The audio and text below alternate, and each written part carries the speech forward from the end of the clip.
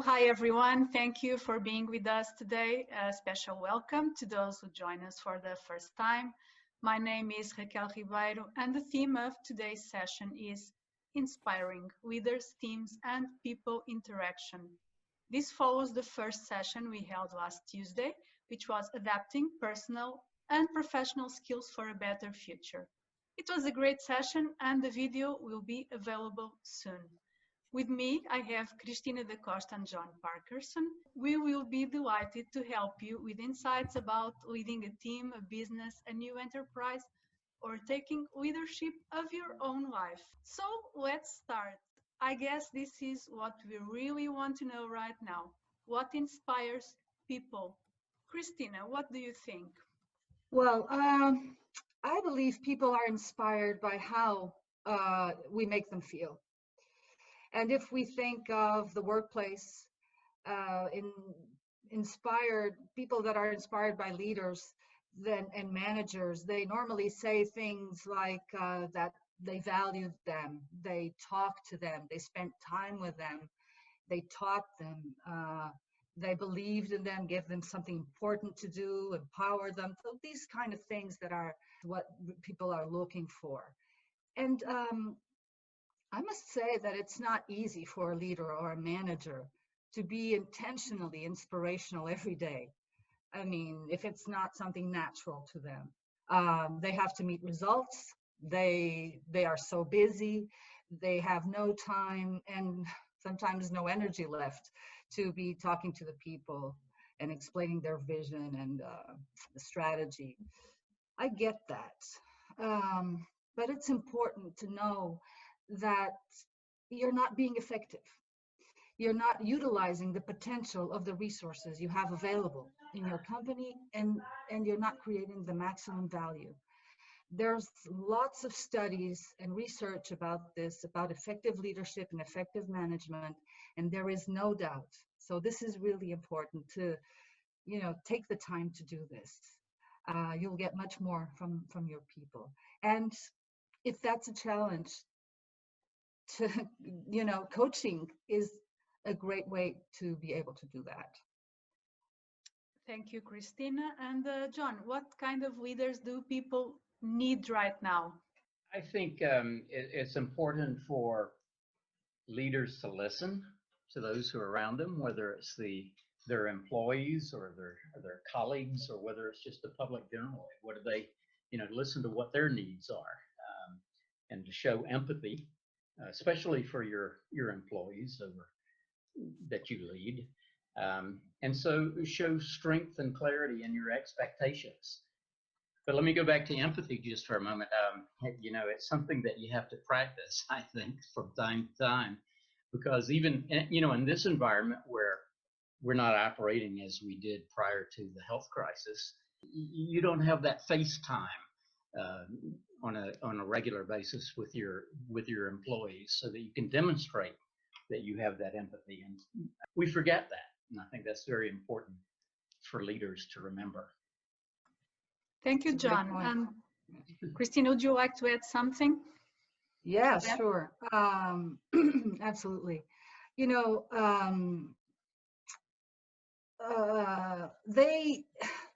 I believe people need leaders that today, like they always needed.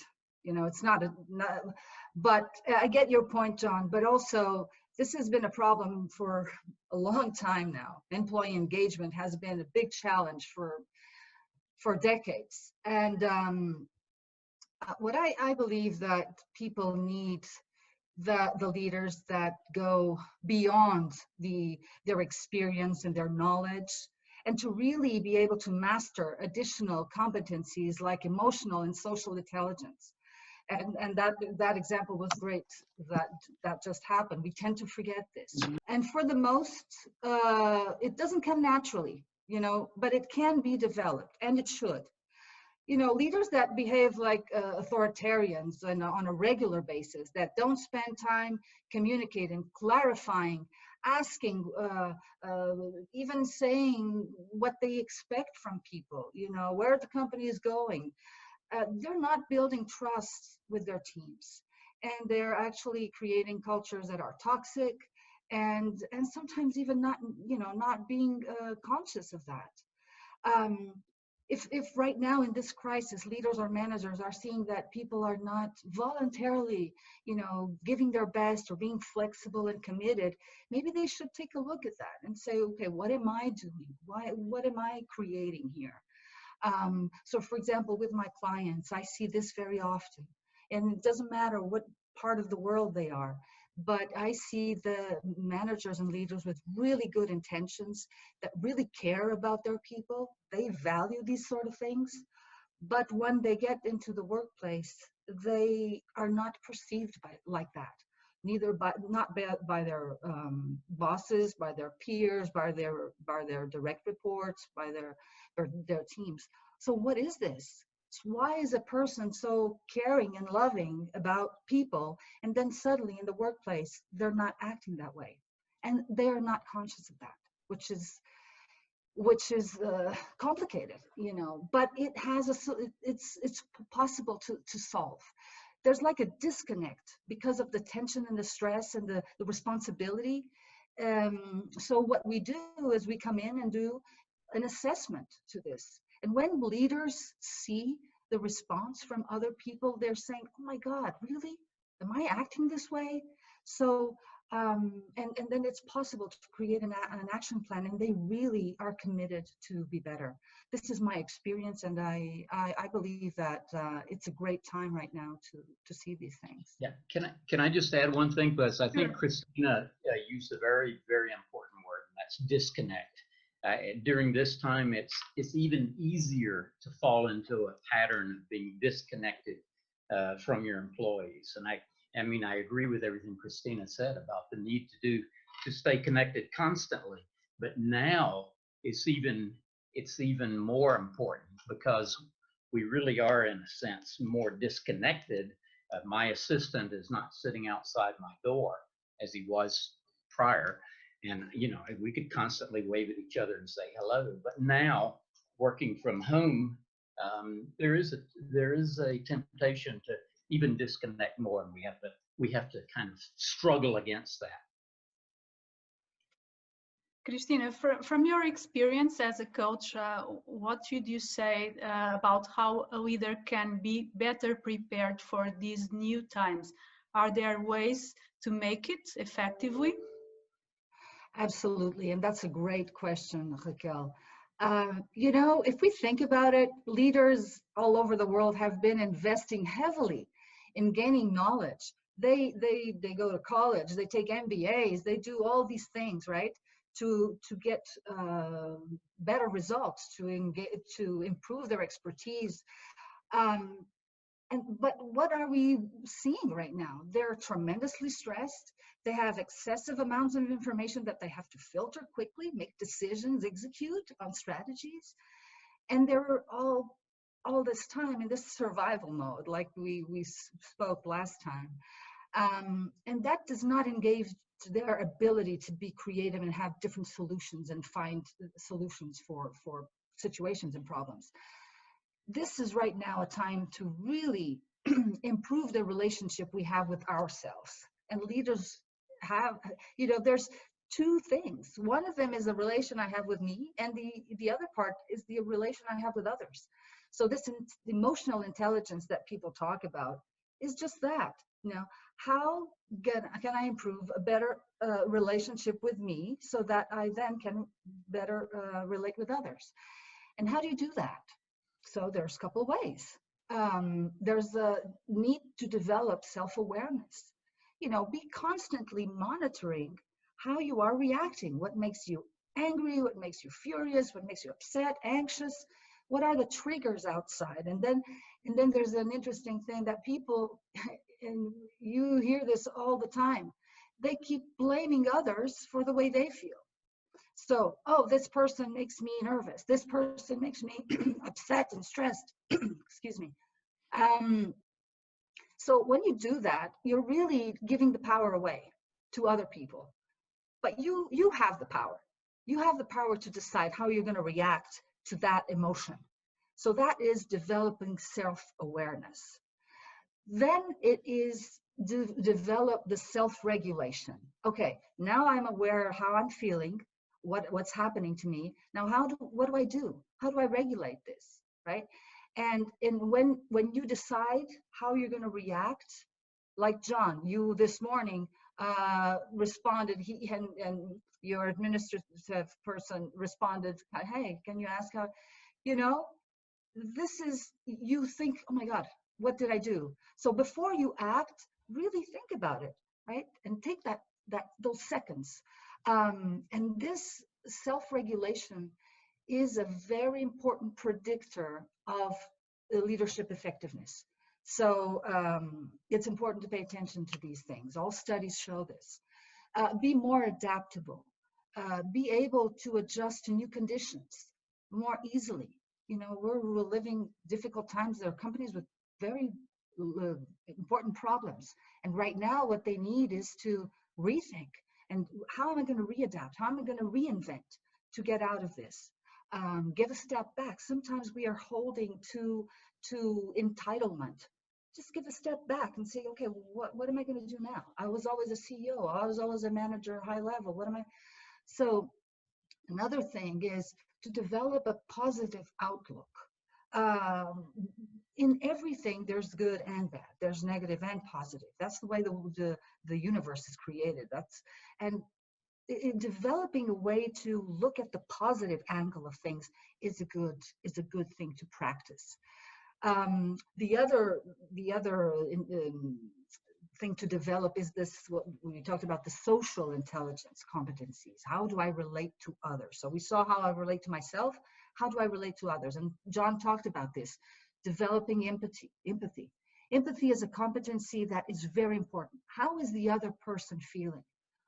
What can I do to make him feel better? What does he care about? What does he value? These things are super important to develop. And for that, to know more about others, there's a skill that we need to develop, which is the active listening. I'm listening to the other person, not to create a response. How am I going to, counter argument? No, I'm listening to see what is important to that person. And that is called active listening.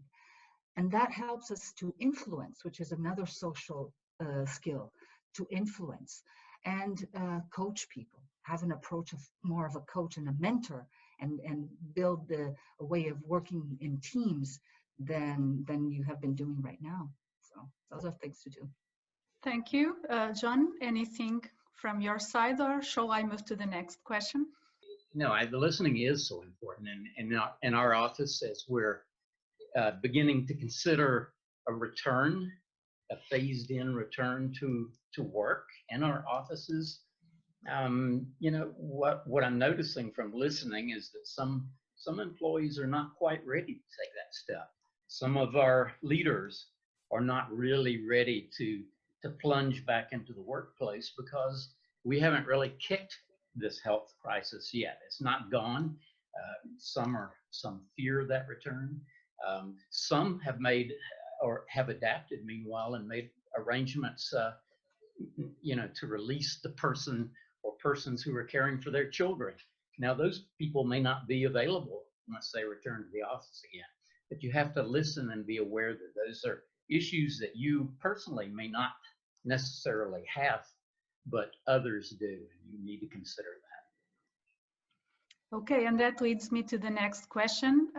What do teams want? Let's hear it from the other side. How can teams be motivated? What is your experience? It doesn't really matter, but I think we have to be coherent in what we expect from our teams, even during this time. We have to be consistent. We have to adapt, make an effort to stay in touch with them as teams, and make sure that they're encouraged to remain together and work together, that they stay busy, meet new challenges. And so I think those are, from my standpoint, are the most important. How about you, Christina? Sure. And let me add a little bit more technicality to that, because it's a topic that lots of people talk about, but I would like to make a distinction here of teams and groups. Okay, just So a group of people is a group is a collection of people, that report to the same person, that work within the same function or department, but they don't require much interdependence with each other. And that's mostly in the workplace. We see a lot of that, right? They have minimal accountability, and they're not rewarded if they achieve the same goal. So they have different goals. When we talk about teams, we talk about a relatively smaller group of people that are committed to the same purpose. They were built, that team was built exactly for one project or a specific project, and they have a common goal, and they have responsibilities to achieve together, and they are rewarded based on that specific goal. A virtual team is like a regular team, but they are not co-located, so they are in different places, and we see a lot of that. And actually the future is to be even more in larger organizations, be creating networks of teams where a team gets together for a project and then they dismember, and then another team gets together for another project. So it's becoming more common, and it's difficult to manage. Deloitte did a study about this, and this is the tendency for the future, but managers and leaders are not comfortable in creating these teams and how to make them really function. So this is a topic that is hot right now. But like I was saying, the big challenge of virtual teams that are, working in one project, specifically in different countries or different cities, is that they are multicultural sometimes and multinational. So all these people in the United States, we see a lot of that, right? So people from different cultures, it's a melting pot, like they say. And that can be more of a challenge. So what do we need to do if we need to team to get together and work effectively in a team in this sense, right? They have a specific goal they're all working for. They have to have a common purpose, and they have to be focused on it. So it's important what is our focus? What is our common purpose? Why are we doing what we do? Teams really want that. They want to know why they matter, what's important, what they can change. They need to establish actions to achieve their goals all together. What are the actions we're going to take? They need to be strong as a team. They need to be solid. They need to be interdependent strongly. They can count on each other. They know where it starts and where it ends. And they need to be able to adapt, to learn together. So that's what teams, in the sense of teams, they need. Okay, and the last question for today is, what can be recommended for effective human interactions from now on? What's your viewpoint, John? Well, one thing that we forget about sometimes in our daily routines is that we have to maintain a work-life balance. That's sometimes difficult to do when you're in your office. Maybe it's a bit more of a challenge or less of a challenge when you're working from home. And here I think about children and the impact that can have, or other distractions. But at the same time, it's kind of interesting that you can advance your connections with your employees or with others, your colleagues in your office, and by doing certain activities with them on a regular basis. For example, in our firm, we exchange photos of our daily activities. Sometimes it's just sitting on the back porch, but it's kind of interesting to watch somebody on their patio with a laptop open and actually working on a project out there, with dogs running in the background or children running in the background. So those are daily things that we pick up that are part of our human interactions that we don't have in the office place. And so I view working from home as a positive in that respect. We also have something, a little tool called Employee Spotlight. We do this on a daily basis for a different employee, and we have about 350 of them, is spotlighted each day. I've learned during this work from home period, I've learned that one of our employees loves Thai food. I have that in common. Never knew that before. One of them is a martial arts expert. One of them claims that she can fix a Rubik's Cube in under 1 minute. That's something that I've never been Like able that. to do just like that. Like that. One of our attorneys is a classical pianist who studied at Moscow Conservatory. You know, these are things that we don't know about each other in our daily lives when we're just passing each other in the hall. So I think that's a valuable thing that we get out of an experience like this that we don't necessarily have. Now you have to take time to get to know each other, especially in the office environment. And time is money, and time is something we always feel that we don't have much of. But I think now maybe we have a little more time. I'm not spending a lot of my time commuting to the office. I'm working right here. So I think we should take advantage of that. So thank you for your insights, Christine and John. And what did I get from this? The importance of emotional and social intelligence for dealing with people. In my activity as a marketeer, I feel it all the time. I think we ought to know each other better and to use information about each other on conversations. It will work out nicely if we take some interest in other people and show it. Also, we need to become more adaptable, and that's especially for leaders and managers who might have to reassess their leadership style. It's not vital to control everything in detail. Probably it's much better to motivate your team to get better results in a more sympathetic environment. So we advise you to develop empathy, to keep your teams motivated, and not to forget interactions with your colleagues. That's what teams need, and so do we as humans that we all are. Okay, so if I may move things along now, I'd like to get some of your expertise to answer questions from our audience. And who would like to start asking questions about what was said? Everyone's invited. You can speak up or you can send some notes to the chat. Would you all say that the organizations that do go back to normal, as far as they're not going to have people permanently working from home, that they'll go back to their offices, do you expect that a lot would implement something formal, like a formal training to kind of address everything that they have learned due to the COVID-19 and us needing to be, more interconnected personally and everything like that? I think people tend to kind of have the tendency after something like this, in a couple months, we forget all about it and no real change actually happens. But how many organizations or what percentage would you think would formally address that? And then how do you go about doing it as far as like the training, retraining of the management? Are there organizations out there that are specifically geared to address that kind of thing and retrain organizations in times of crisis of how to change? Would be my question. That's a great question, and I think that's in many people's minds.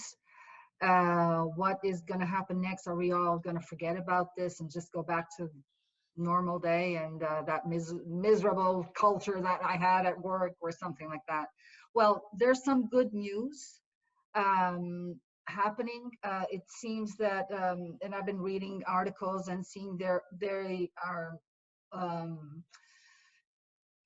working on learning what's happening in organizations. So talking a lot to the managers and to the leaders and the CEOs, we are getting the information that, and assessing the people, we are getting the information that the employee engagement is getting better. So I know it's still early, but employee engagement is getting better. Why? People are seeing one thing, that their leaders care about them. Why?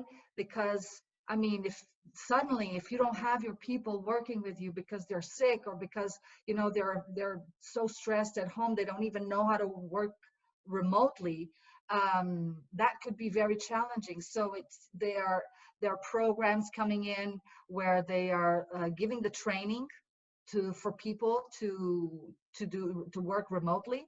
There's a lot of online training for that.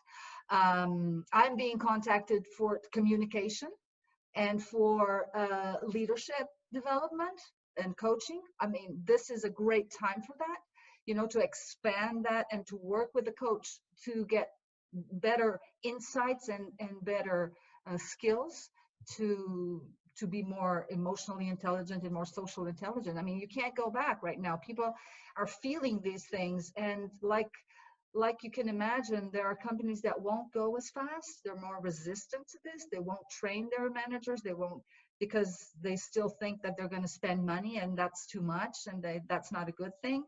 But those are the ones that are going to take longer to really readapt and make money in these new times. So there's good news out there. Another thing that is happening, I guess we all know, is how quickly people learn to work from home. In the big organizations like official governmental ministries and all that, where there's people that they're older probably, or never had to work from home, or never had to open the computer at home or anything like that. They are all getting ready. They are all, and it took them very, very short amount of time to get adapted. So there's really good things happening. And I believe that, well, it's my hope that, we're intelligent, an intelligent species, and we're not going to go back to what it was. Justin. Yeah. Let me just a very quick comment, because I think that was an excellent question, Justin. Appreciate it.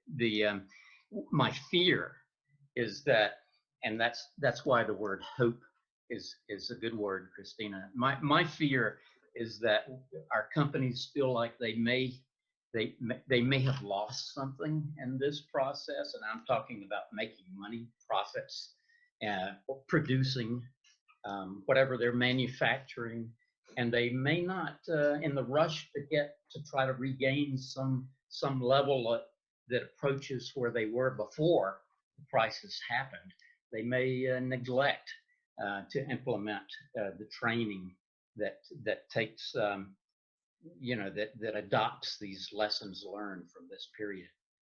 That's a fear, and so I would encourage companies to consider that. That's a good thought. Thank you. We have that was kind of my thought when I asked the question, and thank you both.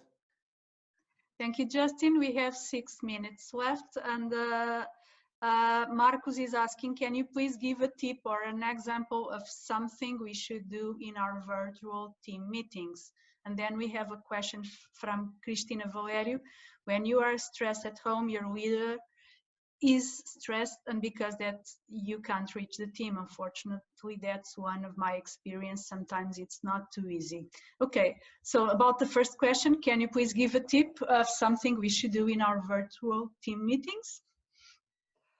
Well, one important tip would be to, at the beginning of the meeting, if you have 10 people, 15, try to, at the first minutes, try to have everyone to speak something. So put out a question. If you're leading the meeting, put out a question of, okay, I want to hear from everybody. How did you go yesterday? Was your day yesterday? Something. Why? Because that way it will be easier for that person, for people that are more reserved or to speak up during the meeting. You want everyone to participate, and who's hosting the meeting has to be paying attention to that. Okay, John, anything to add? Nothing to add. That covers it. Mm-hmm. Okay, next question is from Inês Alain, and she says, hey, in Portugal, employees' engagement is growing. What suggestion could you leave to Portuguese leaders to increase the motivation of their teams? It's very interesting, this question, because in different parts of the world, we have different ways of approaching leadership. And, and I have that experience from different, and it can be a shock. So in Portugal, there's still hierarchy, like in the rest of Europe. There's still this hierarchy, which, it's breaking now with younger companies and all that coming in, but that is still a problem. So, you know, maybe this is the time where leaders can change a little bit and trust their people and really bring them in and you know, be more emotional intelligent and social intelligent, like we've been talking about. I'm hoping that will happen. But that's not only Portugal. Latin America is the same. Central Europe is the same. So we'll go step by step, but I think we're in a good start. Thank you. John, perhaps you'd like to answer Cristina Valerio. She says, when you are stressed at home, your leader is stressed, and because of that, you can't reach the team. Sometimes it's not easy. What do you think about that? Yeah, stress is a factor. But I haven't, quite honestly, I haven't observed too much that stress playing a huge role in this environment any more than it does in the workplace. And so I'm sorry if I'm not answering the question directly, but I think we tend to have pretty much the same degree of stress when we're working from home than we do from work. It's just that there are different distractions that tend to stress us when we're working from home than those distractions that we have at work. Raquel, maybe I can add something if you don't mind.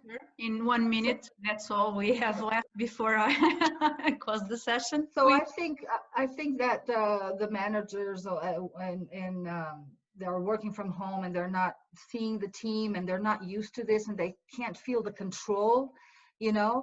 But welcome to the new world. They will have to adapt to that. And like I said on the other webinar that we had, I mean, once they start seeing that people can deliver, that people will deliver, they will start slowly getting that trust. It's important to have systems in place where when people know what to do. I mean, I'm at working from home. I need to know, what do you want from me in this week?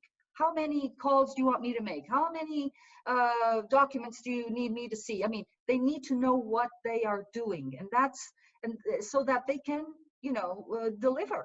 Otherwise, it's a big confusion. So leadership has to go a long way right now, quickly. Okay, and thank you all for your questions and your very insightful answers. If you have more questions, feel free to write us or stay with us in the next meeting. And that's all from us today. I'd like to remind everyone that our third and final session will take place on May the 5th, the 11 a.m. Atlanta time and 4 p.m. Lisbon, Western European time. It will be a great opportunity to learn about connecting cultural challenges and legal matters.